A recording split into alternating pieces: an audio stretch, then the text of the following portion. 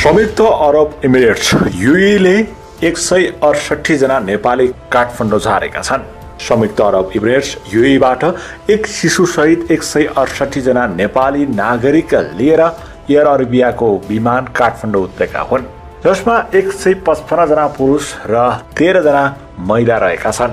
उनीहरू एयर अरेबियाको उडान number J91751 नम्बरको उडान मार्फत त्रिभुवन अन्तर्राष्ट्रिय विमानस्थलमा साँझ 5:36 आइपुगेका हुन्।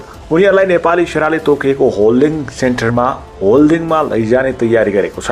जहाजमा नेपाली दूतावासले प्राथमिकताको आधारमा तय गरेको यात्रु छैन। विमान 2वटा सुरक्षा कम्पनीमा करार अवधि समाप्त भएका नेपाली सुरक्षा गार्डहरू रहेका छन्। ट्रान्सगार्ड कम्पनीका 79 जना र एजादा कम्पनीका 67 जना छन्। उनीहरू सुरक्षा गार्ड हुन्, बाँकी अन्य कम्पनीमा कार्यरत थिए। त्यसमा अधिकांश चैत्र 11 गते उडान गर्न शारजाह र दुबई विमानस्थलबाट फर्केका कामदार रहेका छन्। सुरक्षा गार्डको रूपमा कार्यरत अर्जुन चौहानले करार पत्र रद्द भएपछि कम्पनीले नै नेपाल ल्याउने प्रबन्ध मिलाएको बताएका छन्। ट्रान्सगार्ड कम्पनीले युएईमा लकडाउन भएपछि 2400 नेपालीलाई रोजगारीबाट निष्कासन गरेको थियो। जहाजमा सरकारले प्राथमिकतामा राखेको कुनै पनि नेपाली यात्रु परेको छैन।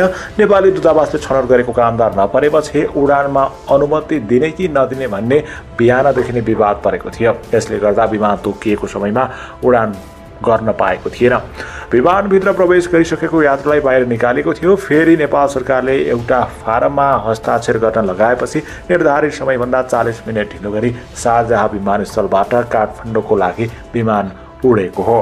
युएईबाट नेपाल आएका सबै नेपाली यात्रुहरूले कोरोनाको पीसीआर जाँचको प्रमाणपत्र लिएर आएको बताइएको छ। नेपाल भित्रनका लागि सबैभन्दा पहिलो स्वास्थ्य मापदण्ड अन्तर्गत पीसीआर जाँच प्रमाणपत्रलाई लिएको छ।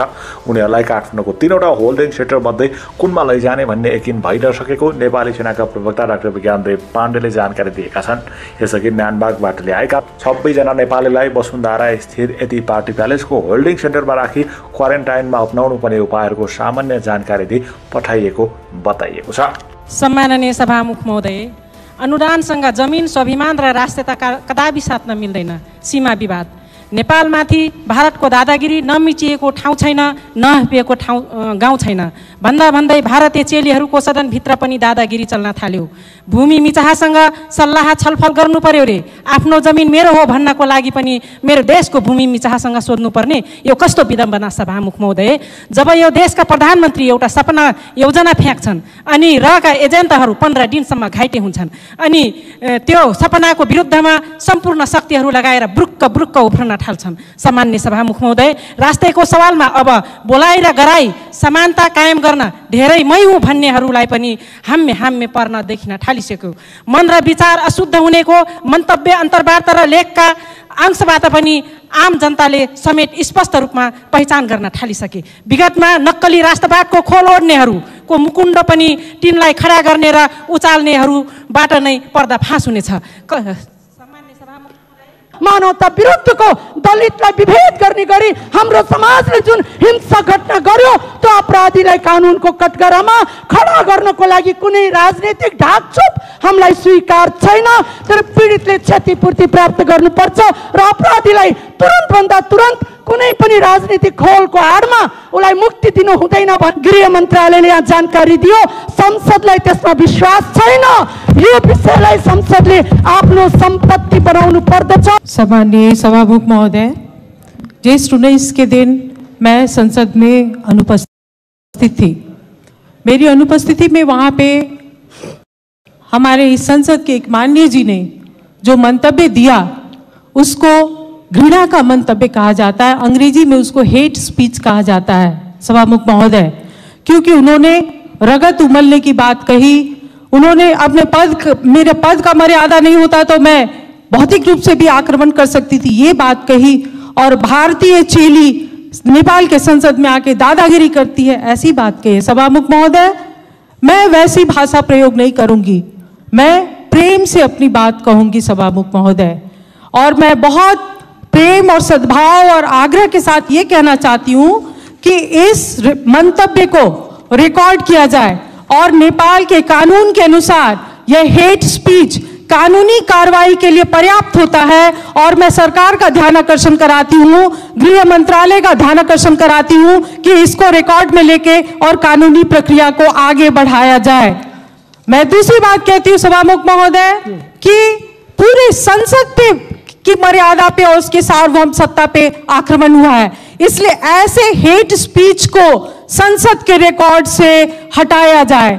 जब तक ये संसद का रिकॉर्ड पे बना रहेगा, इस देश में विभाजन की दरार वहीं से शुरू होगी।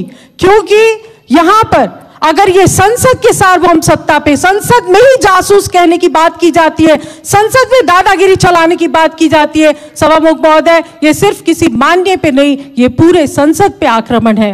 सभामुख महोदय, मैं क्षमा चाहती हूं कि हमारे माननीय जी भी संसद का वक्तव्य पढ़ के अपना वक्तव्य देती है या मीडिया में जो प्रायोजित ढंग से वक्तव्य आता है उसको कहती हैं।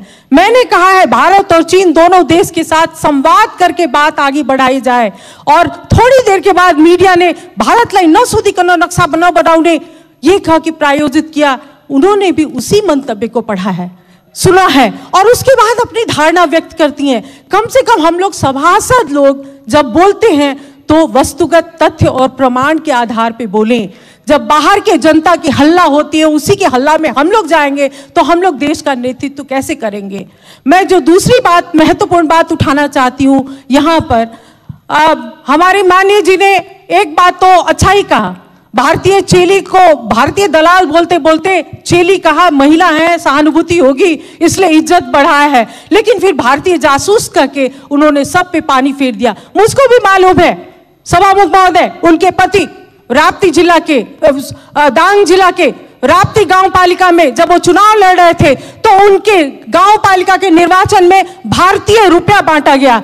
बाद में जब गांव वालों ने पकड़ा कि नहीं ये भारतीय रुपया तो उत्तर की छिमेकी चीन की तरफ से बांटा गया है, तो कहीं इस संसद में बिना किसी बड़ी शक्ति के आरोप के बिना उनको कैसे हिम्मत हुई, कहीं हमारे उत्तरी छिमेकी चीन के इशारे पे तो उन्होंने एक भारतीय चेली पे आरोप नहीं लगाया है। भारतीय चेली ऐसे नहीं आई है सभामुख महोदय, नेपाल के कानून के अनुसार आई है। और मैं एक बार और कहती हूं, मैं नेकपा पार्टी के संसदीय दल के नेता और नेकपा पार्टी के अध्यक्ष और नेतागण से कहती हूं, मैं महत्वपूर्ण बात कहने जा रही हूं सभामुख महोदय।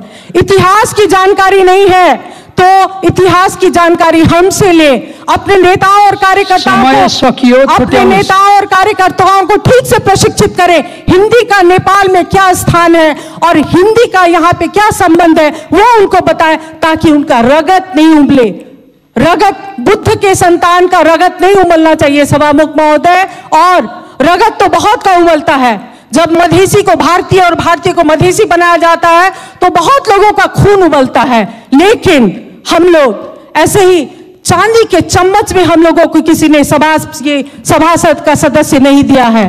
जनता के बीच में संघर्ष करते करते करते हम लोग आए, और अंत में एक बात और मैं कहूंगी, नागरिकता के विषय में उन्होंने कहा है कि हम लोग क्यों राष्ट्रपति होंगे, हम लोग समय मैं एकदम खत्म कर रही हूँ, महत्वपूर्ण बात है।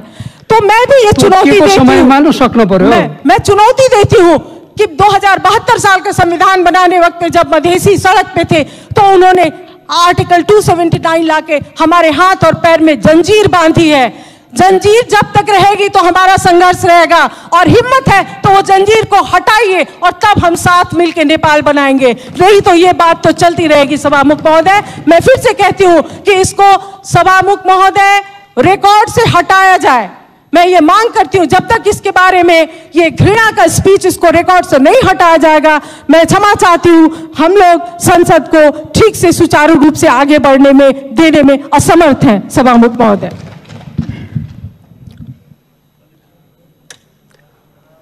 माननीय श्री अमृता देवी अग्रहरी, समय 3 मिनट। सम्मानीय सभामुख महोदय, 19 गते के पार्लियामेंट के बैठक में जिस तरह हमारे माननीय गंगा चौधरी जी ने जो शब्द का प्रयोग किया है उससे हमारी पार्टी का ध्यान आकर्षण हुआ है। मैं स्पष्ट ढंग से कहना चाहती हूं कि माननीय गंगा चौधरी जी को माफी मांगना होगा। मान्य सदस्य अहिले बस्नुस्। माननीय सभामुख महोदय, जो भी इस सदन में सांसद के रूप में उपस्थित है वो संपूर्ण प्रक्रिया पूरा मान्य सदस्य मर्यादित ढंगले बोल्नु होला, तपाईहरु बस्नुस्। इसलिए मैं आपसे स्पष्ट रूप में कहना चाहती हूँ कि ये सदन जो है ये खून खौलाने वाला जगह नहीं है। स्तरीय भाषा में बोल्नु होला। यहाँ खून ठंडा करके बात करना चाहिए, और अगर किसी का खून बहुत ज्यादा गर्म होता है तो बागमती में जाकर छलांग लगाना चाहिए। सभामुख महोदय, यहाँ किसी का अपमान करने का जगह नहीं है। सम्मानीय सभामुख महोदय, मैं स्पष्ट ढंग से कहना चाहती हूँ कि जिस तरीके से हम लोगों के साथ भेदभाव होता आया है, किसी भी बात का एक सीमा होता है, सीमा से बढ़ करके आवाज उठाया जा रहा, अपमान किया जा रहा है। हिंदी में जो बोलता है, हिंदी शब्द का प्रयोग उन्होंने कहा है। सम्मानीय सभामुख महोदय, आपके कार्य व्यवस्था के तहत शुरू में हम लोगों ने जब शपथ ग्रहण लिया था उस समय पूछा गया था कि आप किस भाषा में शपथ ग्रहण लेंगे। हम लोगों ने अपना अपना उद्देश्य के तहत, जिसमें हमको सरलता होती है, हिंदी में भी जिसको जो अपना सहज होता था उस अनुसार हम लोगों ने लिखित दिया था, और हिंदी में हम लोग बोलने के लिए शपथ ग्रहण लिया। और हिंदी में बोलने के लिए इस तरीके से हमारे ऊपर जो है छीटाकशी होता है, अपमान होता है। हम ये कहना चाहते हैं सभामुख महोदय कि हिंदी बोलने से कोई हिंदुस्तानी नहीं होता, अंग्रेजी बोलने से कोई ब्रिटिश का नागरिक नहीं होता। जिस भाषा को जिसको सरलता होती है उसी भाषा का प्रयोग किया जाता है सभामुख महोदय। इसलिए मैं आप लोगों से कहना चाहती हूँ, इस सदन से कहना चाहती हूँ, अगर इस देश में कोई सच्चा राष्ट्रवादी है तो वो मदेशिया है, क्योंकि मदेश ही देश के चारों तरफ, तीन तरफ मदेशी का बसोबास है, जहां पे आज तक 1 इंच भी जगह मदेशियों के रखवाली के तहत किसी में हिम्मत नहीं हुआ समय सकियो जो आकर के आक्रमण कर सके। लेकिन आज जो सीमा को लेकर बात उठ रही है सभामुख महोदय, बहुत महत्वपूर्ण बात है।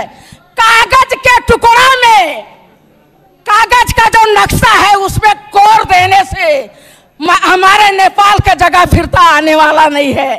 आप कोर लीजिए नैनीताल, आप कोर लीजिए हरिद्वार, आप कोर लीजिए खटमाय और पिथौरागढ़, जहां भी कोर लीजिए, उससे हमें नहीं मिलने वाला है।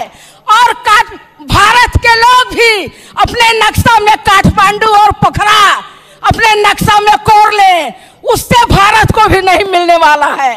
यदि जाने अनजाने में पहाड़ी शासकों ने जगह को बेचा है तो उसको वार्ता के टेबल के माध्यम से हमें वापस लाना चाहिए सभामुख महोदय। जगह बेच करके और नौटंकी करने से जगह वापस नहीं आता है। इसके लिए कूटनीतिक वार्ता के टेबल पे बैठिए और जगह को वापस लाइए। और यदि ऐसा नहीं कर सकते हैं इस देश के शासक लोग, तो कुर्सी से राजीनामा दे, कुर्सी छोड़ दे, मदेशिया उस कुर्सी पे बैठ करके और देश को वापस लाएगा। यदि वाकई हमारे देश के भूभाग आक्रमण हुआ है तो मैं इतना ही कह करके आप लोगों के समक्ष एक